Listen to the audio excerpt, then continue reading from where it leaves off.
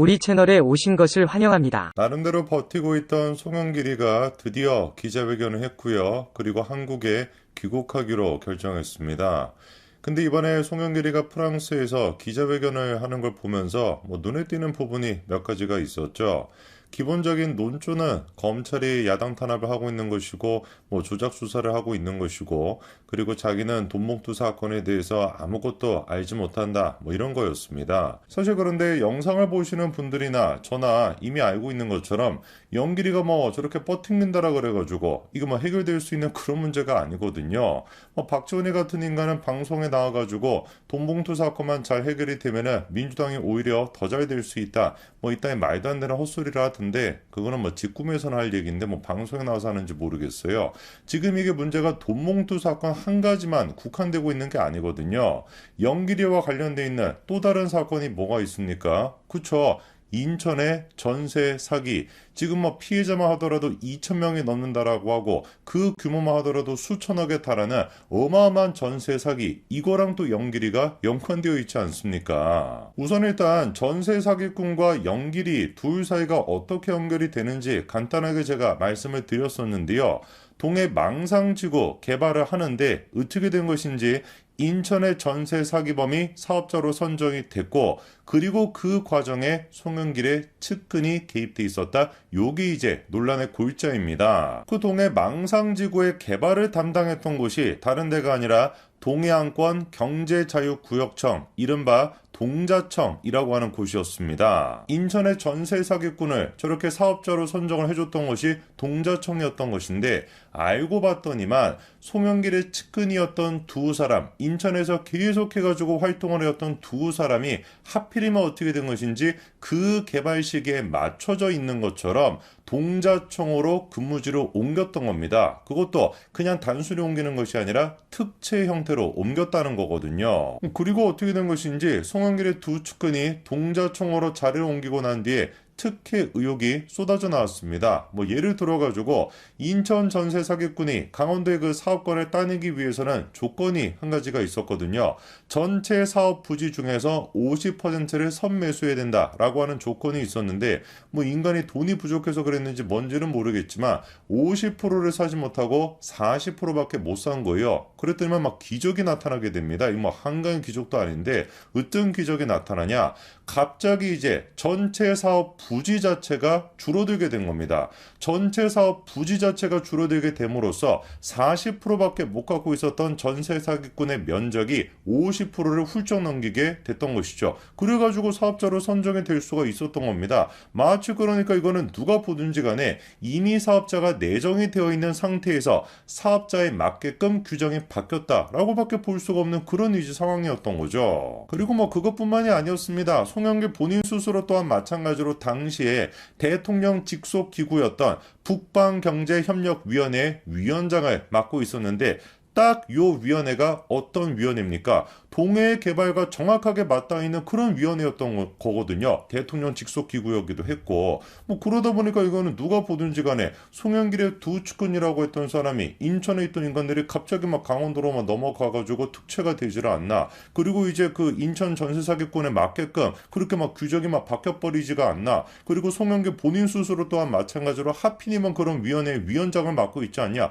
완전히 그러니까 이게 어떻게 흘러가게 되는 겁니까? 이재명이가 지금 성남시에서 해먹었다라고 하는 의혹, 대장동, 백현동, 위례, 그 지금 의혹과 정확하게 맞닿게 되는 거예요. 그런데 이번에 추가적으로 TV조선이 단독 보도를 내놨습니다. 송영길의 측근들, 아까 말씀드렸던 그 측근들이 전세 사기꾼을 영입시켜가지고 동해 사업을 벌였다라는 거죠. 야, 그러니까 더 충격적인 얘기인 거 아니겠습니까? 전세 사기꾼이 뭔가 지원하고 난 뒤에, 그리고 난 다음에 송영길의 두 측근이 투입이 돼가지고 규정을 바꿔주고 이랬다는 수준이 아니라, 지금 보도 내용을 보니까 송영길의 측근이었던 두 사람이 2018년도 개발사업자 선정을 앞두고 망상지구 사업 부지의 절반 이상만 확보하면은 개발사업자로 선정될 수 있다. 있다라고 하면서 전세 사기꾼을 아예 그냥 이 인간들이 영입을 시켰다는 거 아닙니까? 완전히 그러니까 하는 짓거리가 김만배 일당이 하는 짓거리랑 똑같은 거 아니겠습니까?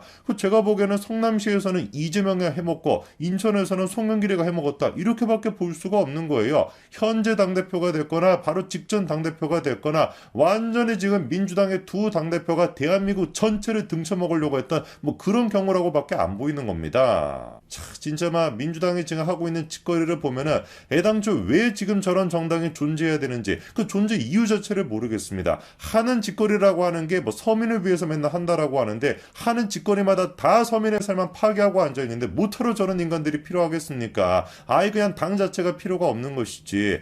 애당초 지금 전세 사기가 이렇게나 불거지고 있는 이유도 뭡니까? 2019년도부터 2022년도 그때 지금 거래가 막 쏟아져 나오고 있다라는 건데 왜 그럴 수밖에 없겠습니까? 민주당이 강행 처리했었던 패스트트랙인가 뭔가 그거 해가지고 강행 처리를 했었던 임대차 3법 그것 때문에 그런 거 아닙니까? 뭐 임대차 기간을 2+2로 해주고 임대료 또한 5% 인상으로 제한을 둔다. 뭐 겉보기에는 진짜 서민을 위한 정책처럼 보이죠. 그게 딱 그러니까 민주당의 수준인 겁니다. 거시적인 안목을 안 가지고 있는 거예요. 그런 식으로 강제적으로 시장에 정부가 강하게 간섭하게 된다면 시장 자체가 혼란스러워질 수 있다라고 하는 게 거시적인 안목인데 그거 자체가 없는 겁니다. 실제로 그래가지고 어떻게 됐습니까? 전세 시장이 난리가 나지 않았습니까? 임대차 3법을 만들어 놓으니까 전세 가격이 진짜 막 기록적으로 그냥 폭풍 막 가격이 올라갔어.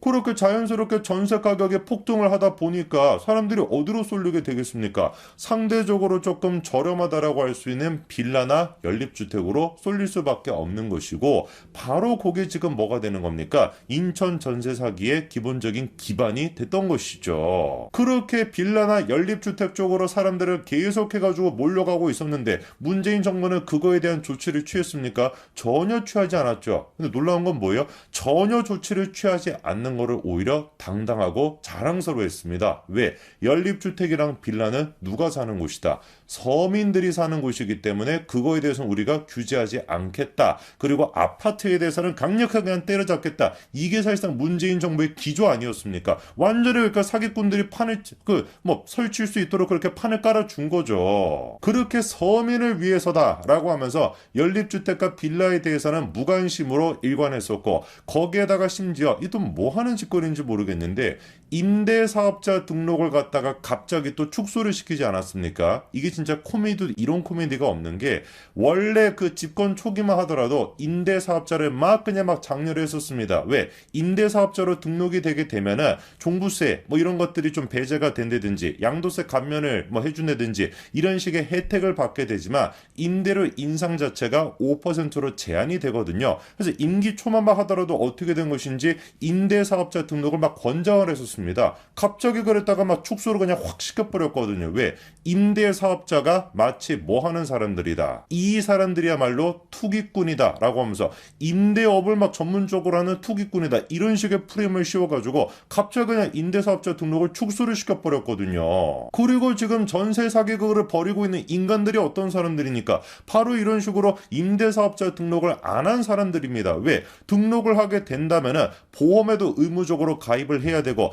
여러 가지 규제를 받기 때문에 임대사업자 등록이 안 돼 있는 비등록자들이 이번에 전세 사기를 벌인 거거든요. 완전히 그러니까 문재인 정부가 했던 부동산 정책 모든 것들이 다 어떤 거예요? 지금의 전세 사기를 만들어 놓은 겁니다. 이참에 제발 좀 국민들이 민주당의 실태를 좀 깨달았으면 좋겠습니다. 이 인간들은 실력이라고 하는 거는 코빼기도 없는 것이고 어떻게 해서든지 간에 권력을 통해 가지고 뭐 하나 해먹겠다 이런 생각밖에 없고 뭘 하겠다고 해봤자 거시적인 안목은커녕 현실적인 안목도 없고 감성팔이식 쇼밖에 할 줄 모르는 거. 이거는 그냥 서민을 위한 것이야. 서민의 삶을 위한 것이야. 이따위 소리밖에 못하면서 서민의 삶을 직접적으로 파괴시키는 인간들이 민주당이라고 하는 걸 제발 좀 국민들이 깨달으셨으면 좋겠습니다. 참으로 비극적이거나 아마 전세 사기를 당하신 분들 중에도 민주당 지지하시는 분들이 계실 것 같은데 정작 그분들은 자기들이 왜 이런 지금 사기를 당했는지 이 근본적인 원인이 임대차 3법과 민주당에 있다라는 것조차도 인지하지 못하고 계시겠죠.